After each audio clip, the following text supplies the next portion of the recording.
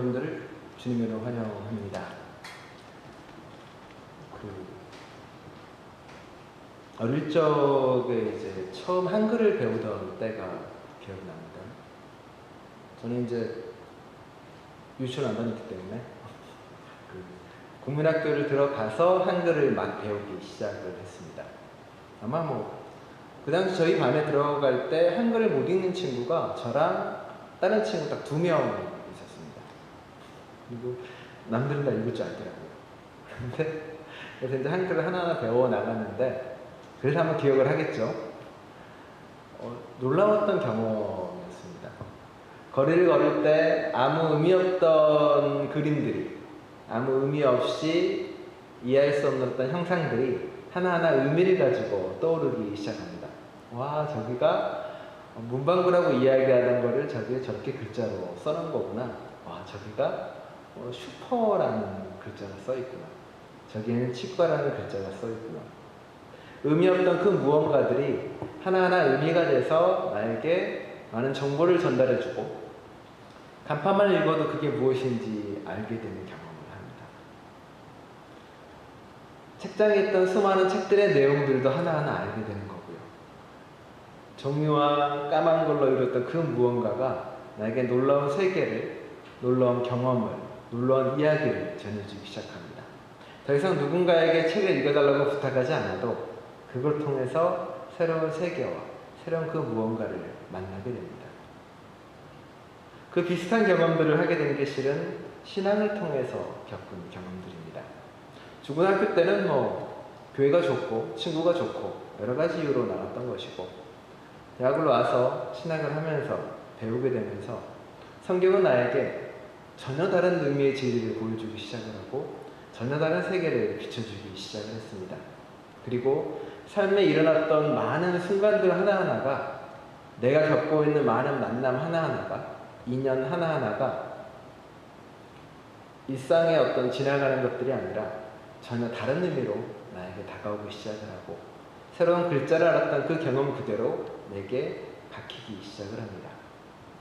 그 경험들은 신앙생활의 모든 순간순간에 이어집니다. 그리고 오늘날에도 저도 십계명을 보고 다시 읽고 다시 읽는 과정 속에서도 그것은 새로운 의미로, 새로운 깨달음으로 나에게 다가오고 익혀집니다. 우리가 다시 읽어본 십계명의 그 많은 율법과 계율처럼 보여지는 그 많은 것들은 어쩌면 오늘 다르고, 그리고 다음엔 또 다른 눈으로 우리에게 다가올 거라고 생각이 됩니다. 그동안의 많은 이들의 십계명은 그저 율법이고 윤리고 지켜야 될 계율로만 생각을 합니다. 그래서 내 족쇄가 되기도 하고 나의 삶을 가로막는 그 무언가로 깨닫기도 합니다. 하지만 제가 알려주고, 그리고 성경을 통해서 같이 나누고 싶은 그 이야기는 십계명이 실은 그런 게 아니라 자유를 지키고 자유롭기 위한 깨달음의 길이라고 여러분에게 알려주고 나누고 함께 하려고 하는 겁니다. 희사가 요즘 커가지고 이제 교회에 대한 여러 가지 이야기를 합니다. 교회를 꼭 가야만 되는지, 하나님 문제 없는 것 같은데? 라는 이야기를 종종 합니다. 그리고 교회를 가지 않아도 하나님이 없어도 나는 착하고 선하게 살 수 있다, 어느 누구보다 윤리적으로 살 수 있다라고 이야기를 합니다. 그런 희사를 불러도 하는 얘기가 항상 그겁니다. 신앙은, 교회는 네가 윤리적으로 옳고 그른 걸 알려주는 공동체가 아니다. 네가 아직 알지 못하는 삶의 신비와 삶의 놀라움을 경험하게 해줄 것이다 라고 이야기합니다. 저는 이런저런 또 이야기를 하다가 못 믿겠다는 듯이 돌아섭니다. 다음을 기약하면서요. 십계명이 우리에게 알려주는 것도 실은 그런 겁니다. 좀 다른 것들에 대한 삶에 대한 꿈을 우리에게 알려주고 싶어 합니다.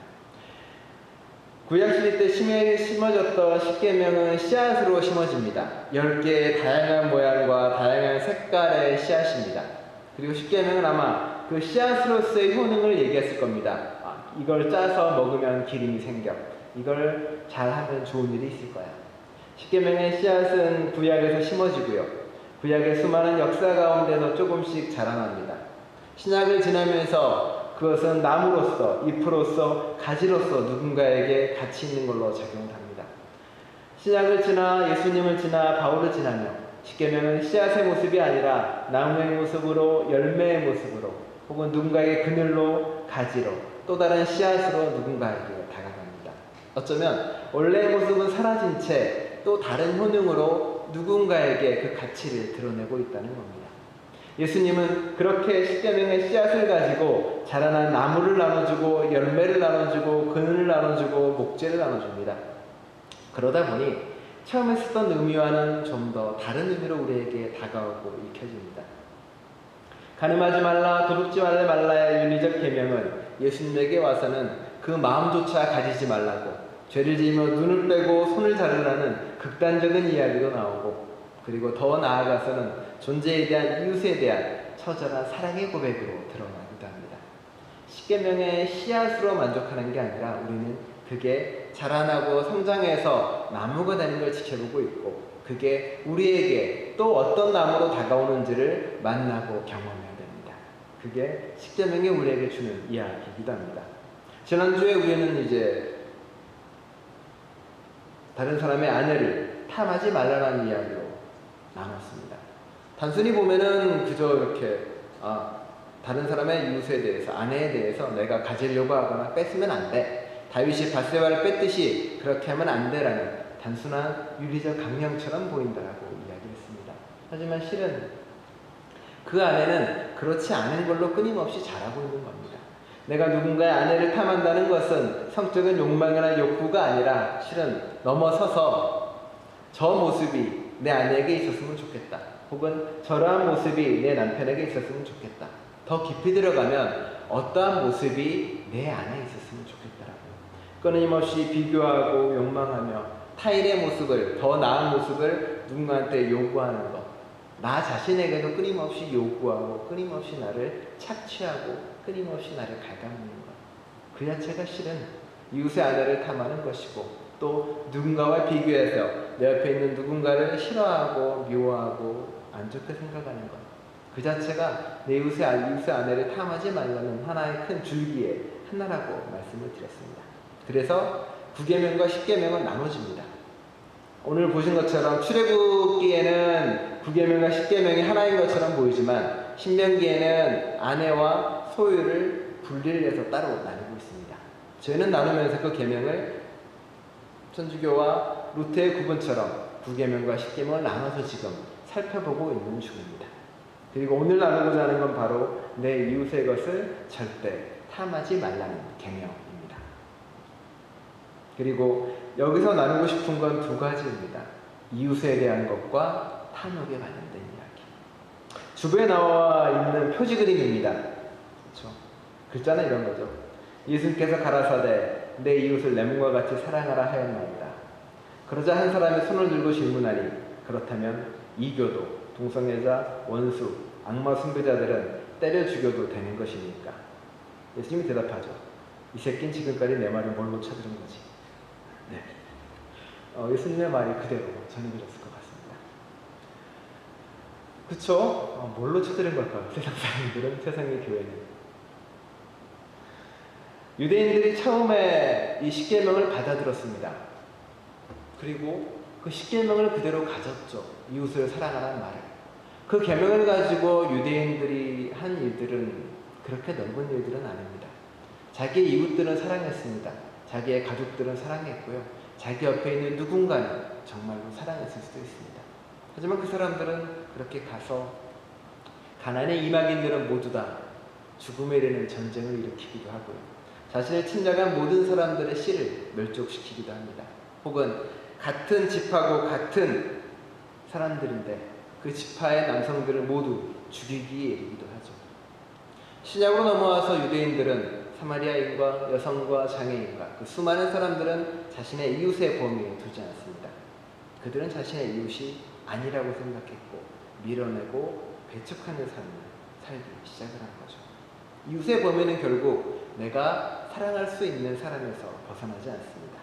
내 가족, 내 친지, 내 손이 닿는 사람들, 그게 바로 이웃이었고 자기가 사랑하는 사람들이었습니다. 십계명에서 내 이웃의 것을 탐하지 말라는 그 처음의 씨앗은 아마도 그거에 한정적이었을 겁니다.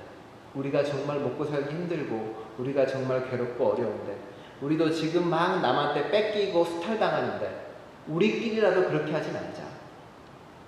우리 약한 사람들끼리라도 서로 등쳐먹지 말자. 우리 힘없는 사람들끼리라도 서로 괴롭히지 말자. 우리 이민자끼리라도, 우리 약한 사람들끼리라도, 우리끼리라도, 우리 교회끼리라도. 약하고 힘든 사람이 그래도 서로를 위하며 살아가자는 간절한 고백이었을 것입니다. 그 약한 사람들의 고백이, 그 약함들이 자라고 자라 어느 순간 더 약한 사람들을 배제하고, 더 약한 사람들을 잘라내고, 더 약한 사람들을 죽이는 무기가 되어버린 게 신약시대의 이야기입니다. 그러기에 아마 그 당시 유대인들이 이웃을 사랑하는 말을 들었을 때, 그리고 예수님에게 손을 들고 내 이웃이 누구냐고 물었을 때 그 사람들 머릿속에 들었던 생각은 이 유대인의 생각과 아무런 다를 바가 없었다는 겁니다. 그래, 내 이웃들, 내 유대인들, 지금 로마의 압제 안에서 고통받고 괴로워하는 이 이웃들, 잘못된 종교의 억압 속에서 괴로워하는 이 이웃들인 거죠. 예수님은 그들에게 전혀 다른 말을 전해주기 시작합니다. 그게 바로 선한 사마리아인의 이야기입니다. 이야기는 제가 몇 번 설교를 했었고 몇 번 이야기를 했습니다만 여전히 이렇게 원래대로 돌아갑니다. 다시 그래, 약하고 힘든 사람을 돌보란 이야기지? 라고 돌아갑니다. 그 얘기가 아니라고 늘 얘기하지만 한두 달 지나면 다시 돌아갑니다. 그래, 약하고 힘든 사람을 도와주란 이야기였어 라고요. 그 얘기가 아닙니다. 이 이야기를 악용하는 수많은 사람들이 존재를 하죠. 한국의 많은 교인들은 이 이야기를 통해서, 지난 잠깐 이야기 나눈 적이 있지만, 자신들이 선한 사마리아인이고 강도 맞는 자들은 동성애자이기도 하고, 강도 만난 이들은 이슬람 사람들이기도 하고, 강도 만난 이들은 다른 종교를 믿는 사람이기도 합니다. 그러니 이제 우리 기독교인이 선한 사람에 대해서 동성애자를 전환치료 시켜주고 이슬람이나 타종교인들을 개종시켜서 기독교인으로 만들어야지라는 단호한 결단을 자신이 선한 사만이라고 믿고 행하고 움직입니다. 비유에 대한 가장 잘못된 해석이 성서에 대한 잘못된 오해가 결국은 끊임없이 그렇게 만들어가는 거겠죠. 선한 사마리아의 비유, 원래적 비유는 그런 거랑은 좀 관계가 없는 이야기라고 말씀을 드렸습니다. 다시 한번 말씀드리면 유대인들이 묻습니다. 누가 내 이웃입니까? 라고요. 자신들 생각할 때 유대인은 나는 누군가를 사랑해야 될 사람이고 난 누군가를 도와줘야 될 사람입니다. 당연히 내 이웃은 내 손 안에 있는 사람들이 다인 거겠죠. 예수님은 그에게 이야기하는 겁니다. 너는 누군가를 돕는 그 유대인이 아니라고요. 실은 이 이야기는 유대사회 전에 내려오는 이야기 중에 한 토막입니다. 레인도 지나가고 제사장도 지나가지만 맨 마지막에 누가 나오냐면 평범한 유대인이 한 명 등장을 합니다. 평범한 유대인이 그 강도 만난 사람을 도와주는 걸로 이야기가 끝나는 게 유대 전승에 나오는 이야기였습니다. 그리고 너희도 그 유대인들처럼 너희도 평범하고 너희도 아무것도 아니지만 정말 너희들이 다른 사람을 구할 수 있는 사람이야 라고 끝나야 되는 이야기였다는 거죠. 손을 들고 물어봤던 유대인도 아마 그렇게 마음의 준비를 했을 것입니다. 그래, 이제 유대인 나도 평범한 유대인이니까 사랑하고 살아야지. 이야기는 전혀 다른 곳으로 흘러가 버립니다. 갑자기 사마리아에 등장을 해서 그 사람을 고치는 걸로 끝나버리는 거죠. 예수가 하고 싶었던 이야기는 그겁니다. 너는 강도 만난 자를 구원하는 그 유대인이 아니야. 너는 강도 만난 자를 고치는 그 사마리아인도 아니야. 너는 바로 강도 만난 그 사람이야. 너는 누구를 돕는 사람이 아니야. 너는 강도 만난 그 사람이야. 넌 지금 헐벗고 굶주린 사람이야. 너는 사랑을 못하니, 너는 나누진 못하니, 넌 차별하고 있는 사람이니, 넌 지금 어느 누구 하나 구원할 수 없는, 어느 누구 하나 사랑할 수 없는 것을 아무것도 지니지 못한 그런 강도 만난 사람이에요. 그 강도는 사회일 수도 있습니다. 끊임없는 사회와 끊임없는 자본주의는 우리로 하여금 남을 사랑하지 못하게, 남과 경쟁하게, 내 것을 나눠주지 못하게 만드는 강도 같은 사람일 수도 있습니다. 그 모든 게 나를 뺏어가서 우리는 헐벗고 굶주린 채 버려진 사람이라고 생각할 수 있다는 이야기입니다. 그리고 그들에게 사마리아인이 다가와 너를 구원할 거라고 이야기해 주는 겁니다. 바꿔 말하면 자망으로 교만한 그에게 이야기하는 겁니다. 너의 이웃인데 네가 이웃이 되는 게 아니라 네가 강도 맞는 사람이야. 그리고 너를 구원해 줄 사람은, 너를 일으켜 줄 사람은 실은 네가 싫어하고 증오하고 네가 이웃이라고 생각하지 않는 그 사람이 와서 너를 구원해 줄 거야. 그리고 예수님이 말합니다. 너도 가서 빨리 그렇게 해. 강도 만난 사람이 사마리아인이라고 그 현실을 너도 받아들여. 네가 강도 만난 사람이고 네가 지금 쓰러진 사람이야. 너를 구원할 사람은 바로 네가 싫어하고 네가 증오하고 네가 미워하는 바로 그 사마리아인 너를 구원할 거야. 라고. 한국에는 제주도에 예멘 난민들이 들어와 있습니다. 그리고 거기에 대한 여러 가지 이야기들이 되어 있고요. 자기 이웃, 자기 가족, 자기 것만 생각했던 사람들에게 예멘은 이방인들이었고 낯선 사람들이었습니다. 오늘 한국인들에게 예수님이 말하고 있는 겁니다. 너희가 예멘 난민을 돕는다고, 너희가 그들을 구원할 거라고, 너희가 이웃을 사랑하기 때문에 그들을 못 받아들인다라고요. 근데 예수님은 아니라고 말하는 겁니다. 아니야. 네가 강도 만난 자고, 네가 헐벗고, 네가 굶주린 자야. 예멘 난민들이 너에게 다가왔고 너에게 왔어. 이제 그 사람이 너를 구원할 거야.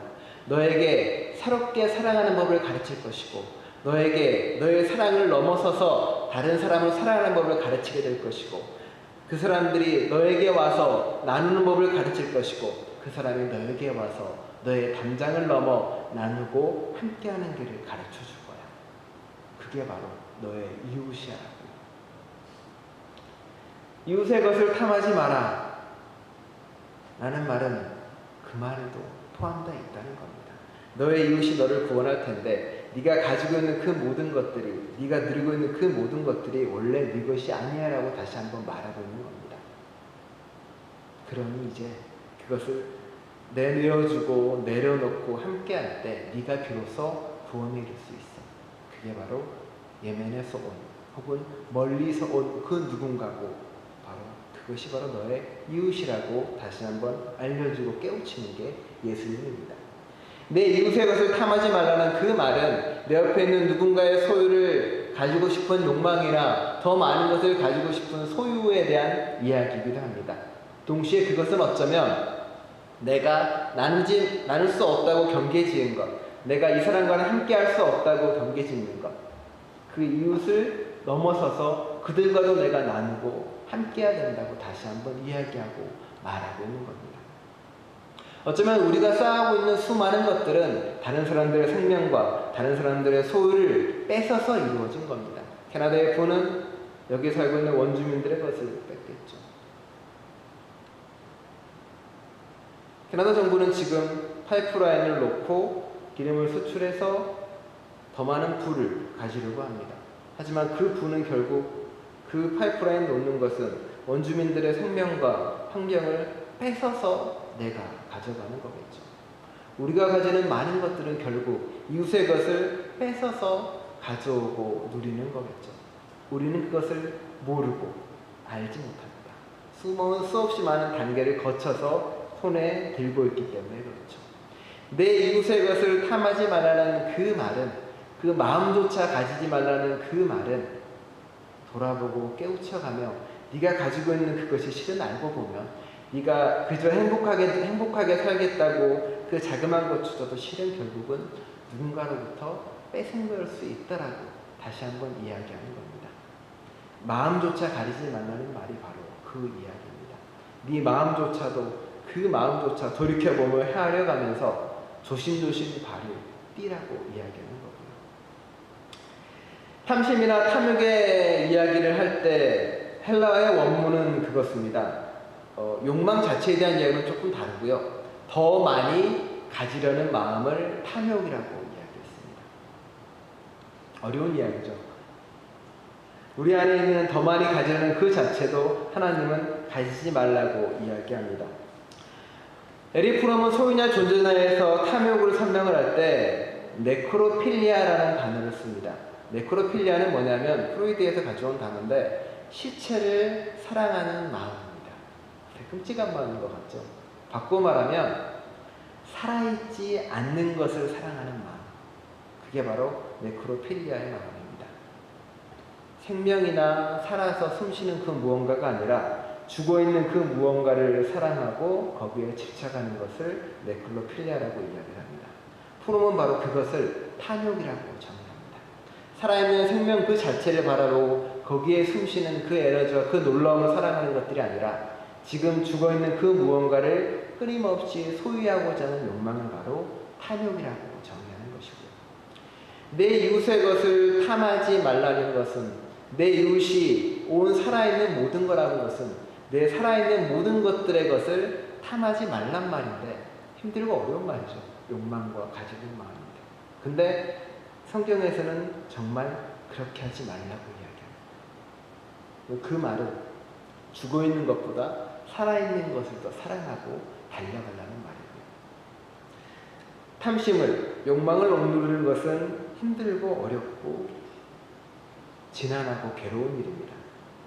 그래서 모든 종교는 그것을 없애기 위해 노력하죠. 불교는 고집멸도를 통해서 해탈의 일이라고 이야기합니다. 그리고 수없이 많은 철학자들도 그렇게 이야기하고요. 아리스토텔레스는 이데아의 사상을 바라봐야 된다고 이야기를 합니다. 또는 누군가는 프로이드 같은 경우는 이제 자신의 모든 것을 욕망을 항문기를 벗어나서 그리고 더 나은 단계로 나아가라고 이야기하고요. 프론 같은 심리학자도 자기 자신을 잘 보고 진정한 욕망이 무엇인지 깨닫고 그 욕망을 넘어서서 나아가야 된다고 이야기를 합니다. 예수님조차도 마음을 탐하는 마음을 없애라고 이야기하고요. 그러기 위해서 모든 율법이 있는 것처럼 보여집니다. 하나하나 버려나가서 지경에 이르는 것까지 나아가는 것. 기독교는 조금 다릅니다. 기독교는 율법을 이야기하지 않습니다. 바울도 마찬가지고요. 오히려 기독교는 예수님은 탐심을 하나하나 버려가며 예수님에게 다가가는 게 아니라 그리스도와 하나 돼서 하나님과 하나 돼서 탐심 없는 존재가 되어라라고 이야기합니다. 어느 수도사가 자신이 이제 모든 수도를 다 마치고 죽을 때가 되었습니다. 그래서 저승의 문에 들어가서 문을 두드립니다. 주님, 제가 왔습니다. 똑똑똑. 누구냐라고 했죠. 내가 모든 걸 비우고 모든 걸 다 깨달은 제가 주님 앞에 나왔습니다. 예수님이 말합니다. 아니, 여기는 2명이 들어올 수 있을 만큼 공간이 넓지가 않다. 가라. 갑니다. 수사 고민을 합니다. 더 이상 뭘 버려야 되고 뭘 비워야 되지. 또 오랫동안 고민을 하고 고심을 합니다. 정말 다 비우고 아무 소유 없이 옷도 없이 머리도 깎고 다시 찾아갑니다. 똑똑똑. 주님, 제가 왔습니다. 이제 모든 걸 비우고 온전하게 비운 제 모습 그대로 왔습니다. 예수님이 또 말합니다. 아니, 여기는 둘이 들어오기엔 너무 좁아. 나가라. 고민하고 고민을 하고 오랜 시간을 지내고 옵니다. 그리고 나서 다시 문을 두드립니다. 묻습니다. 누구냐? 누가 문 앞에서 문을 두드리냐? 그 수도사가 대답을 합니다. 바로 당신입니다. 바로 당신이 지금 당신 문 앞에 와 있습니다. 비로소 하늘나라의 문이 열리고 들어가게 됩니다. 사막 교부의 수도사의 이야기이기도 합니다. 기독교의 구원은, 개신교의 구원은, 하나님이 말하는, 예수님이 말하는 구원은 어쩌면 하나하나 깎아나가며 완성되어가는 구원보다는 내가 주님과 하나됨으로 달라짐에 대한 고백이기도 합니다. 그래서 어렵고 힘든 일일 수도 있고요. 이 두 개가 같이 갑니다. 닮으려는 노력이 어쩌면 욕심과 욕망을 비우려는 노력들인 거고요. 그 비움과 그 하나님이 만나는 그 순간이 내가 비워지는 순간이기도 합니다. 산문답 같은 이 이야기는 결국 우리 개신교 신앙의 가장 중심에 있는 거고요. 마음에 빚을 품고 사는 사람들이 있습니다. 물질적으로 부족하고 슬픔도 있고 고통도 있고 아픔도 있습니다. 내 걸 나누다 보니 더 힘든 일도 많고요. 남을 해치면서 재산을 쌓지 않으려고 하다 보니 가지고 있는 것도 별로 없습니다. 그런데도 그걸로 행복의 피력을 짜는 사람들이 있습니다. 나누는 걸로, 덜 죽이는 걸로, 덜 뺏는 걸로. 그리고 그런 사람들을 하나님은 마음이 부유한 사람이라고 이야기하는 거고요. 그런 사람들이 그리스도인이라고 이야기합니다. 결국 갈라디아서 5장에서 바울이 하는 말도 마찬가지입니다. 육체의 욕망이 성령을 거스리고 성령이 바라는 것은 육체를 거슬린다고 이야기합니다. 어쩌면 욕망은 다스릴 수 없다라고 누군가도 말하기도 합니다. 성욕도 그렇다, 어쩌다라고 이야기를 합니다. 과연 그럴까요?